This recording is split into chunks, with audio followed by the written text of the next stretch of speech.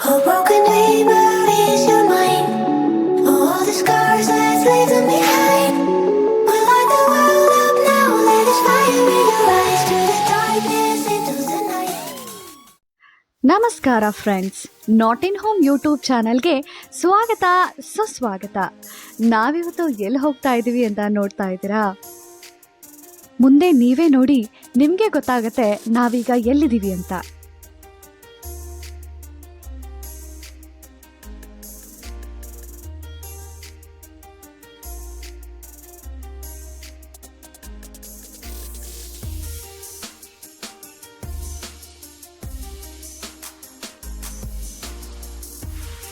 ನಿಮ್ಗೇನಾದ್ರೂ ಗೊತ್ತಾಯ್ತಾ ನಾವೆಲ್ಲೋಗ್ತಾ ಇದ್ದೀವಿ ಅಂತ? ಗೆಸ್ ಮಾಡ್ತಾ ಇರಿ, ನಿಮಗೆ ಗೊತ್ತಾಗತ್ತೆ.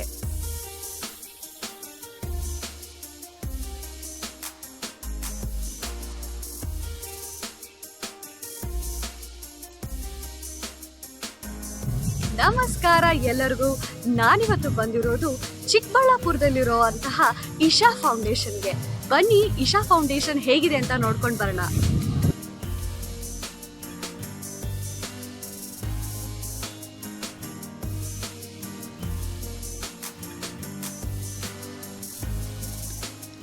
ದೇವಸ್ಥಾನದ ಎದುರುಗಡೆ ಮೊದಲನೇದಾಗಿ ಸಿಗೋದು ಹಾವಿಂದು ಒಂದು ವಿಗ್ರಹ, ಸರ್ಪದ ವಿಗ್ರಹ.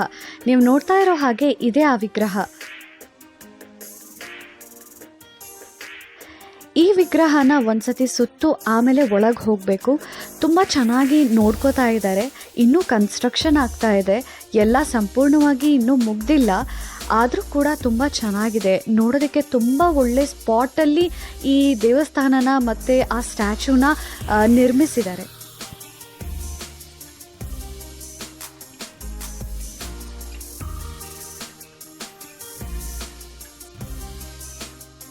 ಈ ಇಶಾ ಫೌಂಡೇಶನ್ ಏನಿದೆ, ಇಲ್ಲಿ ಮೆಡಿಟೇಷನ್ ಮಾಡೋದನ್ನು ಹೇಳ್ಕೊಡ್ತಾರಂತೆ. ಅಂದರೆ ಇದು ಒಂದು ಮೆಡಿಟೇಷನ್ ಸೆಂಟರ್ ಕೂಡ ಫ್ಯೂಚರಲ್ಲಿ ಆಗತ್ತೆ. ಸದ್ಯಕ್ಕೆ ಮೆಡಿಟೇಷನ್ ಇನ್ನೂ ಸ್ಟಾರ್ಟ್ ಆಗಿಲ್ಲ, ಆದರೆ ದೇವಸ್ಥಾನದ ಒಳಗಡೆ ಕೂತ್ಕೊಂಡು ಮೆಡಿಟೇಟ್ ಮಾಡೋರು ಧಾರಾಳವಾಗಿ ಮೆಡಿಟೇಟ್ ಮಾಡ್ಬೋದು. ನೀವು ಆ ಸ್ಟ್ಯಾಚ್ಯೂ ಏನು ನೋಡ್ತಾ ಇದ್ದೀರಾ, ಅದು ಆದಿಯೋಗಿ ಸ್ಟ್ಯಾಚ್ಯೂ. ಈ ದೇವಸ್ಥಾನ ಡೆಡಿಕೇಟ್ ಆಗಿರೋದು ಈಶ್ವರನಿಗೆ.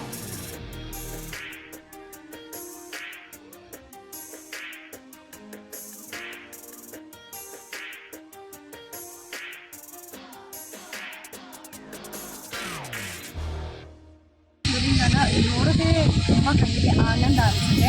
ಅದು ಅಲ್ಲದೆ ಈ ದೇವಸ್ಥಾನ ಏನಿದೆ, ಲೊಕೇಟ್ ಆಗಿರೋ ಜಾಗ ಕೂಡ ಅಷ್ಟೇ ಚೆನ್ನಾಗಿದೆ ಅಂತ ಹೇಳ್ಬೋದು.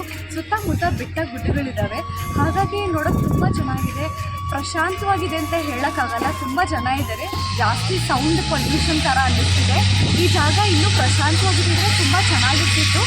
ಬಟ್ ಏನು ಮಾಡೋಕ್ಕಾಗಲ್ಲ, ಜಾಸ್ತಿ ಜನ ಬರ್ತಿರೋದ್ರಿಂದ ಜಾಸ್ತಿ ಸೌಂಡ್ ಇದೆ.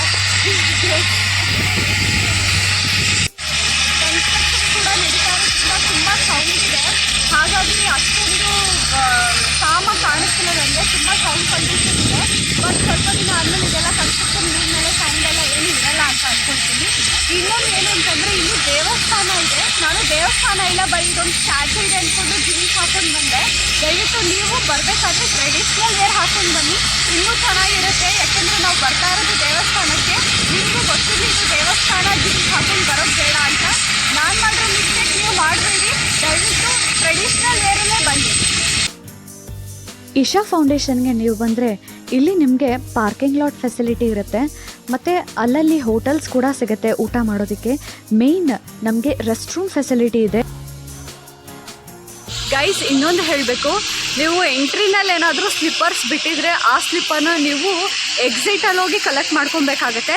ಸೊ ನೀವು ಇಲ್ಲಿ ಚಪ್ಪಲಿ ಬಿಡೋದಕ್ಕಿಂತ ಕಾರಲ್ಲೇ ಬಿಟ್ಬಿಡಿ, ಅದೇ ಬೆಸ್ಟು ಅಂತ ಅನಿಸುತ್ತೆ. ಫ್ರೀ ಸರ್ವಿಸಸ್ ಸ್ಲಿಪ್ಪರ್ ಬಿಡೋದು, ಬಟ್ ಸ್ಟಿಲ್ ನಿಮಗೆ ಅನುಕೂಲ ಆಗುತ್ತೆ ಅಂತ ಹೇಳ್ತಾ ಇದ್ದೀನಿ. ಕಾರಲ್ಲೇ ಬಿಡಿ, ಇಲ್ಲಾಂದರೆ ನಿಮ್ಮ ಇಷ್ಟ, ಇಲ್ಲಾದರೂ ಕೊಡಿ, ಹೆಂಗಿದ್ರೂ ವಾಪಸ್ ಸಿಕ್ಕೇ ಸಿಗುತ್ತೆ. ನೀವು ಇಲ್ಲಿ ಬಂದು ಕಲೆಕ್ಟ್ ಮಾಡ್ಕೊಬೇಕಾಗತ್ತೆ. ನಾನು ಹಿಂದೆ ಏನು ನೋಡ್ತಾ ಇದ್ದೀರಾ ಜಾಗ, ಇಲ್ಲಿ ಬಂದು ಕಲೆಕ್ಟ್ ಮಾಡ್ಕೊಬೇಕಾಗತ್ತೆ. ಪಾರ್ಕಿಂಗ್ ಲಾಟ್ ಚೆನ್ನಾಗಿ ಮಾಡಿದ್ದಾರೆ, ಜಾಸ್ತಿ ಕಾರ್ಗಳು ಹಿಡಿಯೋ ಥರ ಮಾಡಿದ್ದಾರೆ. ನೀವು ಕಾರಲ್ಲಿ ಟೆಂಪೋಲಿ ಬರ್ತೀರಾ ಅಂತಂದರೆ ಯಾವ ಪ್ರಾಬ್ಲಮ್ಮು ಇರೋಲ್ಲ, ಯಾಕೆಂದರೆ ಎಷ್ಟೊಂದು ಟೆಂಪೋಗಳು ನಿಂತಿದ್ದಾವೆ, ದೊಡ್ಡ ದೊಡ್ಡ ಕಾರ್ಗಳು ಎಲ್ಲ. ಕಾಡು ಮಧ್ಯ ಮಾಡಿಬಿಟ್ಟಿದ್ದಾರೆ ಅನ್ಸುತ್ತೆ ಗುರು. ಏನು ಸಖತ್ತಾಗಿದೆ ಗೊತ್ತಾ. ನಾನು ಅದು ಬರೀ ಇದು ಏನಂತಾರೆ ಸ್ಟ್ಯಾಚು ನೋಡೋಕ್ಕೆ ಅಂತ ಬಂದೆ, ನೋಡಿದ್ರೆ ದೇವಸ್ಥಾನನೇ ಐತಲ್ಲಿ.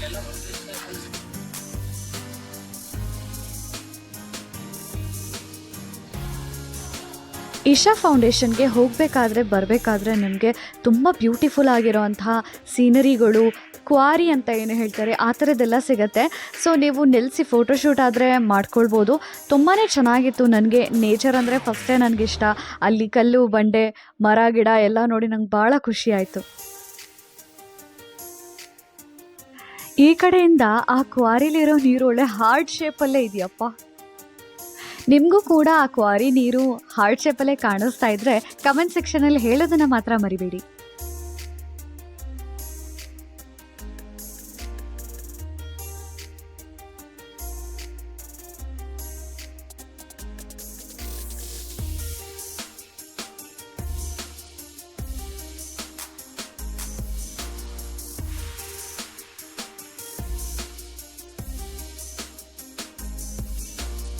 ಕ್ವಾರಿ ಅಂದರೆ ಏನು ಅಂತ ನನಗೆ ಮುಂಚೆ ಗೊತ್ತೇ ಇರಲಿಲ್ಲ. ದೃಶ್ಯ ಫಿಲಮ್ ನೋಡಿದ್ಮೇಲೆ ನನಗೆ ಅದು ಏನು ಅಂತ ಅರ್ಥ ಆಗಿತ್ತು. ಈ ಜಾಗಕ್ಕೆ ಬಂದಾಗ ಒಂದು 2-3 ಕಡೆ ಕ್ವಾರಿಗಳು ಕಾಣಿಸ್ತು.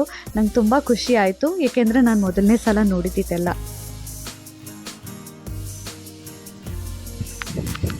ಈ ಕ್ವಾರಿ ಏನು ನೋಡ್ತಾ ಇದ್ದೀರಾ, ಈ ಕ್ವಾರಿಲಿ ಅನಿಸುತ್ತೆ ದೃಶ್ಯ ಫಿಲಮ್ ತೆಗ್ದಿರೋದು ಮತ್ತು ಆ ಕಾರ್ನ ಮುಳುಗಿಸಿದ್ದು.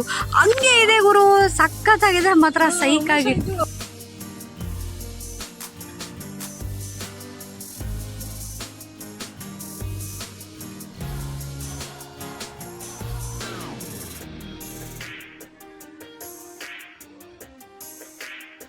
ಅವ್ರು ನೋಡಿ ಇಲ್ಲಿ ಮರ ಒಳ್ಳೆ ರೋಡ್ ಮಧ್ಯದಲ್ಲಿ ಹಾಳು ಮಾಡಿಲ್ಲ. ಎಲ್ವೋ ಇದೇ ಹೋಟ್ಲಿಗೆ ನಿಲ್ಸಿದ್ರಾ? ಓ ಸೈಕಾಗೈತೆ ಹೋಟ್ಲು, ಕೇಳೋದೇನು.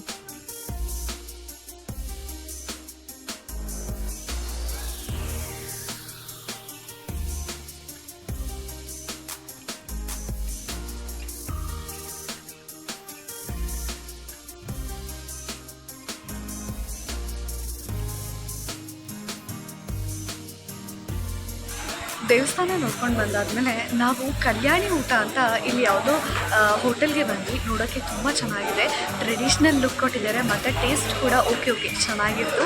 ಸೊ ನೀವು ಬರೋದಾದರೆ ಇದನ್ನು ಟ್ರೈ ಮಾಡಿ. ನಾವು ಅಲ್ಲಿ ಹೋಗಿದ್ವಿ ದೇವಸ್ಥಾನ ಅಕ್ಕಪಕ್ಕ ಇರೋಂಥ ಹೋಟೆಲ್ಗಳಿಗೆ, ಬಟ್ ಅಲ್ಲಿ ಏನೂ ಇರಲಿಲ್ಲ ನಾವು ತಿನ್ನೋ ಥರ ಮೀಲ್ಸ್ ಏನೂ ಇರಲಿಲ್ಲ. ಸೊ ಸ್ನ್ಯಾಕ್ಸ್ ಥರ ಇತ್ತು. ಹಾಗಾಗಿ ಇಲ್ಲಿ ಕಲ್ಯಾಣಿ ಊಟ ಅಂತ ರೆಸ್ಟೋರೆಂಟಿಗೆ ಬಂದಿದ್ವಿ. ತುಂಬ ಚೆನ್ನಾಗಿದೆ. ಹೀಗೆ ಸುಮ್ಮನೆ ಕಲ್ಯಾಣಿ ಅಂತ ಹೆಸರಿಟ್ಟಿಲ್ಲ, ಇಲ್ಲೇನೋ ಕಲ್ಯಾಣಿ ಥರ ಮಾಡಿದ್ದಾರೆ. ಸೊ ಅದು ಏನು ಹೇಗಿದೆ ಅಂತ ನೋಡೋಣ ಬನ್ನಿ.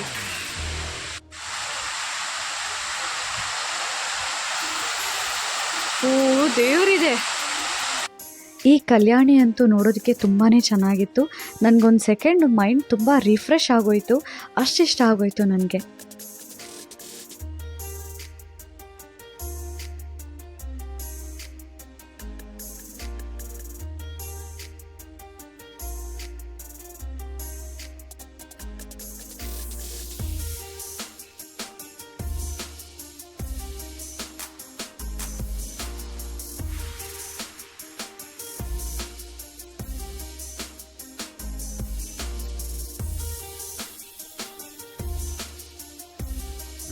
ಈ ವಿಡಿಯೋ ನಿಮಗೆ ಇಷ್ಟ ಆಗಿದೆ ಅಂತ ಅಂದ್ಕೊಳ್ತೀನಿ. ವಿಡಿಯೋ ಇಷ್ಟ ಆಗಿದ್ರೆ ಲೈಕ್ ಮಾಡಿ, ಶೇರ್ ಮಾಡಿ, ಹಾಗೆ ನಾಟಿನೂಮ್ ಯೂಟ್ಯೂಬ್ ಚಾನಲ್ನ ಸಬ್ಸ್ಕ್ರೈಬ್ ಮಾಡೋದನ್ನು ಮರಿಬೇಡಿ. Thank you so much for watching.